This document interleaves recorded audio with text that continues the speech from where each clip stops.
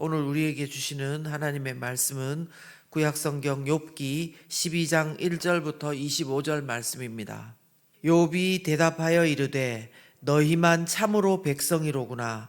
너희가 죽으면 지혜도 죽겠구나. 나도 너희같이 생각이 있어 너희만 못하지 아니하니 그 같은 일을 누가 알지 못하겠느냐. 하나님께 불러 아뢰어 들으심을 입은 내가 이웃에게 웃음거리가 되었으니 의롭고 온전한 자가 조롱거리가 되었구나.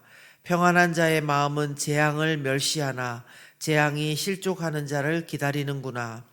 강도의 장막은 형통하고 하나님을 진노하게 하는 자는 평안하니 하나님이 그의 손에 후히 주심이니라. 이제 모든 짐승에게 물어보라. 그것들이 네게 가르치리라. 공중의 새에게 물어보라. 그것들이 또한 네게 말하리라. 땅에게 말하라. 내게 가르치리라. 바다의 고기도 내게 설명하리라. 이것들 중에 어느 것이 여호와의 손이 이를 행하신 줄 알지 못하랴. 모든 생물의 생명과 모든 사람의 육신의 목숨이 다 그의 손에 있느니라. 입이 음식의 맛을 구별함 같이 귀가 말을 분간하지 아니하느냐. 늙은 자에게는 지혜가 있고 장수하는 자에게는 명철이 있느니라. 지혜와 권능이 하나님께 있고 계략과 명철도 그에게 속하였나니 그가 허르신즉 다시 세울 수 없고 사람을 가두신즉 놓아주지 못하느니라. 그가 물을 막으신즉 곧 마르고 물을 보내신즉 곧 땅을 뒤집나니 능력과 지혜가 그에게 있고 속은 자와 속이는 자가 다 그에게 속하였으므로 모사를 벌거벗겨 끌어가시며 재판장을 어리석은 자가 되게 하시며 왕들이 맨 것을 풀어 그들의 허리를 동이시며 제사장들을 벌거벗겨 끌어가시고 권력이 있는 자를 넘어뜨리시며 충성된 사람들의 말을 물리치시며 늙은 자들의 판단을 빼앗으시며 귀인들에게 멸시를 쏟으시며 강한 자의 띠를 푸시며 어두운 가운데에서 은밀한 것을 드러내시며 죽음의 그늘을 광명한 대로 나오게 하시며 민족들을 커지게도 하시고 다시 멸하기도 하시며 민족들을 널리 퍼지게도 하시고 다시 끌려가게도 하시며 만민의 우두머리들의 총명을 빼앗으시고 그들을 길없는 거친 들에서 방황하게 하시며 빛없이 캄캄한 데를 더듬게 하시며 취한 사람같이 비틀거리게 하시느니라. 아멘. 11월 16일 목요일 아침에 주신 말씀을 함께 나누겠습니다. 오늘 말씀은 친구들의 말에 대한 그 욥의 대답입니다. 우리의 오해가 하나 있는데요. 욥이 아무리 친구들이 그런 말을 해도 절대로 감정 표현을 안 하고 참았다 이렇게 생각하는 그런 오해가 우리에게 있습니다. 그러나 오늘 욥의 모습을 보면은요, 그는 친구들의 말에 상한 자기의 마음을 솔직하게 드러내고 있는 모습을 봅니다. 2절을 보면요, 욥은 그들을 향해서 어떻게 말하냐면 너희만 참으로 백성이로구나. 너희가 죽으면 지혜도 죽겠구나. 이렇게 말합니다. 어쩌면 약간은 빈정되고 좀 비꼬는 말투로 불편함을 드러내고 있습니다. 3절도 이어서 보십시다. 나도 너희같이 생각이 있어 너희만 못하지 아니하니 그 같은 일을 누가 알지 못하겠느냐라고 합니다. 세 번역으로 제가 읽어보겠습니다. 그러나 나도 너희만큼은 알고 있다. 내가 너희보다 못할 것이 없다. 너희가 한 말을 모를 사람이 어디에 있겠느냐. 온 세상 지혜를 다 아는 것 같이 너희가 말하지만 나도 그 정도는 안다. 욥이 친구들에게 이렇게 말하는 것입니다. 우리도 가끔 우리에게 훈계를 하는 사람들의 말을 듣다가 이런 마음이 들 때가 있지요. 그러면서 4절, 5절에 또 보면은요, 욥은 자신이 당하고 있는 처지가 어떤지를 말하고 있습니다. 이것은 제가 세 번역으로 읽어드리겠습니다. 4절, 5절인데요. 한때는 내 기도에 하나님이 응답하신 적도 있지만 지금 나는 친구들의 웃음거리가 되고 말았다. 의롭고 흠없는 내가 조롱을 받고 있다. 고통을 당해보지 않은 너희가 불행한 내 처지를 비웃고 있다. 너희는 넘어지려는 사람을 떠민다. 이렇게 말하고 있는 것입니다. 욥은 한때 하나님께서 자신의 기도에 응답하셨지만 이제는 자기가 웃음거리, 조롱거리가 됐다 하면서 자신의 처지를 슬퍼합니다. 그리고 이어서 말하기를 고통을 당해보지 않은 너희가 내 처지를 비웃고 있다는 것입니다. 너희는 그 고통을 모르니까 나를 비웃고 있다는 것입니다. 그러면서 오히려 넘어지는 사람을 너희가 떠민다 이렇게 표현하고 있는 것입니다. 친구들의 말이 얼마나 아프고 자신에게 주는 충격이 큰지를 표현하고 있는 것입니다. 여러분, 말씀이 너무 기가 막히지 않습니까? 이 실제와도 너무 참 이렇게 같은 말이라고 저는 느꼈습니다. 여러분도 욥과 같은 이런 마음을 느껴보신 적이 있으신지요? 내 어렵고 힘든 상황이 이러니 이제는 넘어진 나를 떠미는 것 같은 행동은 좀 하지 말아주라. 그런 말은 좀 하지 말아주라. 그렇게 하는 것입니다. 욥도 나름대로 친구들을 향해서 비난하고 또 부탁하고 그렇게 본인의 그 감정과 생각을 솔직하게 말하고 있는 것입니다. 저는 욥의 이런 점이 참 건강하다는 생각을 했습니다. 그런데 또 하나 우리도 이거는 이렇게 되었으면 좋겠다 싶은 부분이 나옵니다. 오늘 하나님께서 다시 한번 우리에게 기대하시고 환기하는 것이 있다는 생각이 드는 것입니다.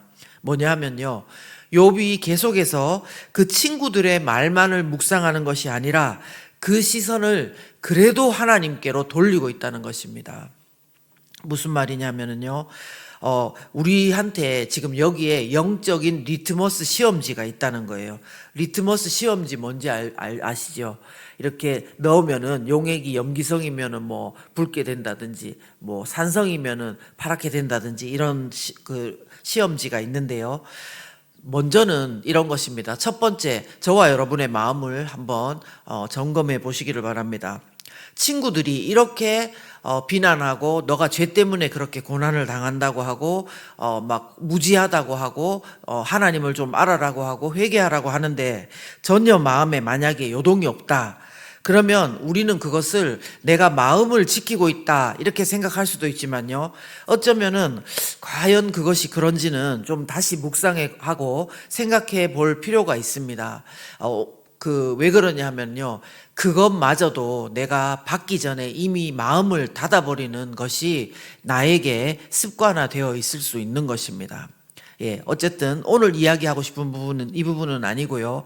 반대로 두 번째 우리가 생각해 볼 거는 뭐냐면은 욥이 친구들의 말이 얼마나 아팠는지, 너네가 말이 틀렸다, 그것에만 만약에 집중하고 있다면요, 비록 욥의 말이 감정이 우리가 공감이 가고 욥의 말도 틀린 말이 아니고 솔직한 말입니다.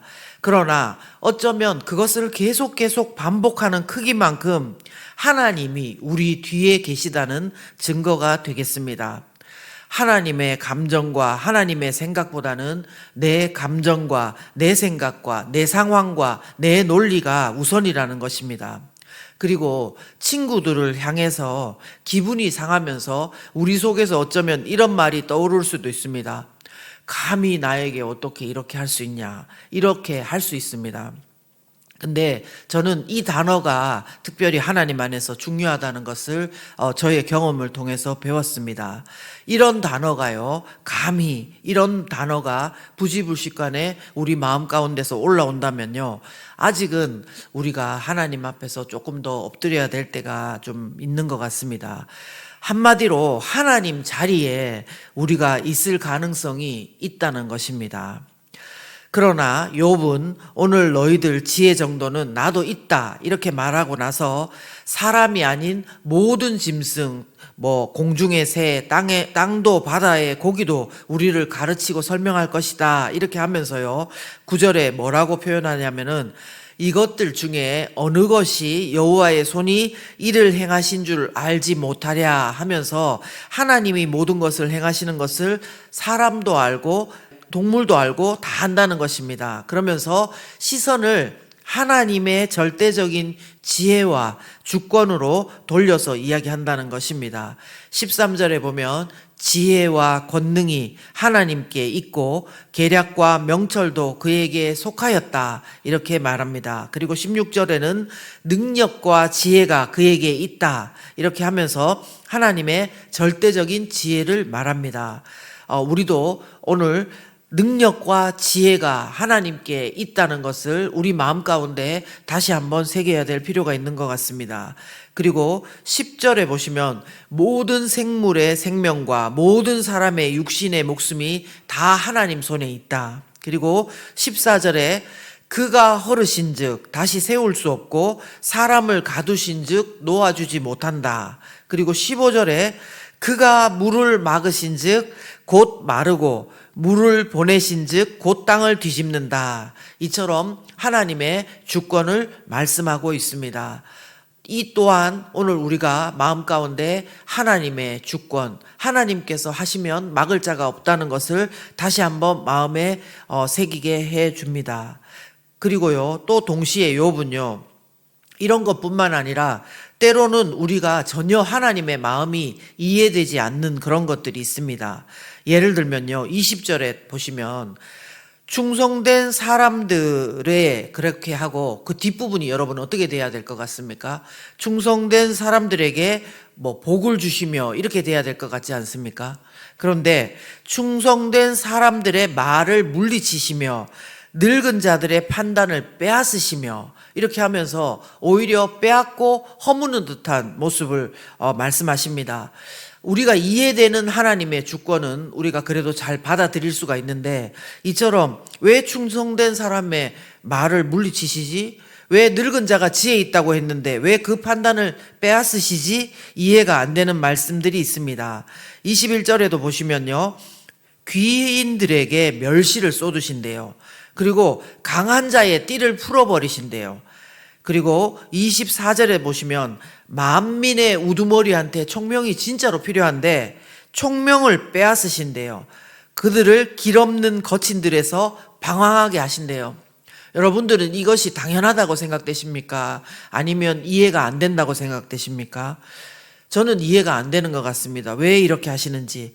25절 빛 없이 캄캄한 데를 더듬게 하시며 취한 사람같이 비틀거리게 하신다는 것입니다. 이 말씀은 우리가 아무리 하나님께 기도 응답을 많이 받는 사람이고 또 지금 귀하게 쓰임받고 지금 하나님께 충성된 사람으로 인정받고 지혜의 사람으로 인정받고 쓰임받고 있는 우리 자신이라 할지라도 하나님께서는 절대적인 주권으로 우리를 잠시겠죠. 하나님의 허용하시는 때까지만 넘어뜨리시고 빼앗으시고 방황케 하시고 비틀거리게 하실 수 있는 절대적인 주권이 있다는 말씀인 것입니다. 우리 가운데 우리에게도 지금 그렇게 하실 수 있다는 그 말씀인 것입니다. 그런데 이것을 고백할 수 있는 저와 여러분이 되기를 바랍니다. 믿음으로 고백하실 수 있기를 바랍니다. 오늘은 아이들의 대학 수학 능력 시험이 있는 날입니다. 이 하루에 그동안의 모든 노력들이 다 걸려있다 생각하고 아마 준비했을 것 같습니다. 맞습니다. 그런데 거기에만 우리가 다 매달려 있다면, 정말 거기에만 모든 것이 다 매달려 있다고 그것만을 생각하고 있다면 그것은 우리가 하나님을 제대로 바라보고 있는 것이 아니고 하나님의 절대적인 지혜와 절대적인 주권을 인정하는 것이 아닙니다. 비록 상황이 다급할지라도 믿음의 눈을 들어서 절대적인 지혜와 절대적인 주권을 가지신 하나님의 기대를, 하나님의 섭리를 기대하시고 힘을 얻으실 수 있기를 바랍니다. 왜냐하면요, 그 하나님이 우리와 무관한 분이 아니라 우리의 하나님 아버지시기 때문입니다. 승리하게 하실 것을 믿는 것이 아니라 하나님 아버지를 믿는 것입니다.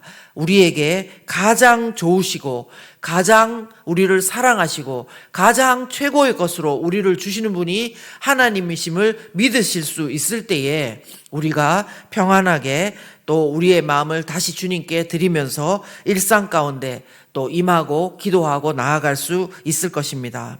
오늘 우리에게, 우리 자녀들에게 욥처럼 시선을 어려운 가운데서도 사람들의 어떤 독한 말과 우리의 상황 가운데서도 시선을 다시 하나님께 돌리며 살아갈 수 있는 은혜를 받기를 저와 여러분 모두가 그런 사람 되기를 예수님 이름으로 축원합니다. 살아계신 하나님 아버지, 오늘 우리의 정말 삶 가운데 우리는 너무나 연약한 존재이고 바람 앞에 휘날리는 등불과도 같은 그런 존재임을 고백합니다.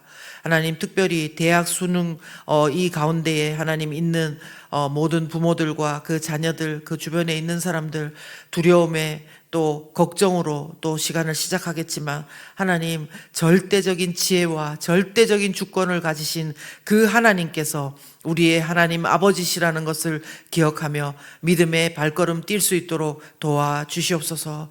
우리는 비록 연약하지만 절대적인 지혜와 절대적인 주권을 가지신 그 하나님께서 우리를 사랑하시고 가장 선한 길로 인도하시며 가장 최고의 것으로 주신다는 것을 입술로 믿음으로 선포하며 안전함을 다시 한번 인식하고 고백할 수 있도록 하나님 우리 가운데 믿음을 더하여 주시옵소서.